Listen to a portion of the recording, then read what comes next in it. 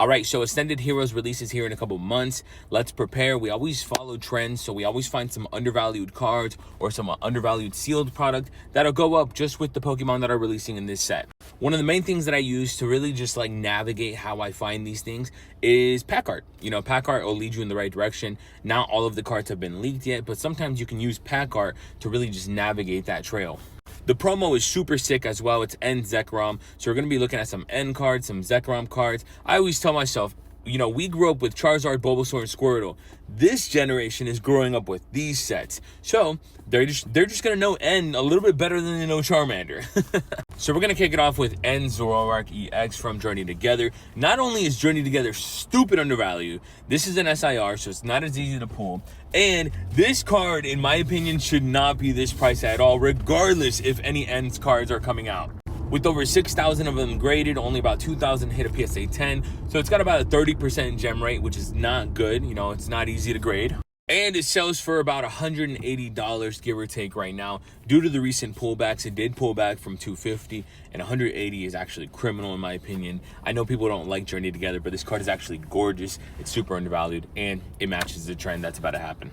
Next, continuing with N's trend, N's Aurora. This is the Pokemon Center stamped one, so I had that little stamp right down here in the corner. Now, this one is also criminally cheap as well. There's about 2,500 of them graded, only 500 hit a PSA 10, 23% gem rate, so it's even harder to grade. And due to the recent pullbacks, we've pulled back all the way from 500 just last month, all the way down to 280 is our most recent sales, so this is crazy. I think it's a really nice pickup. All right, if we jump back over to the artwork, another Pokemon that stood out to me heavy was the Ho-Oh. I know this set is called Ascended Heroes, so maybe it's about Pokemon that are flying. I don't know.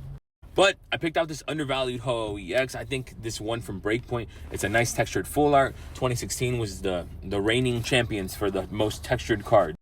Out of about 2,200 graded, 630 hit a PSA 10, about a 27% gem rate.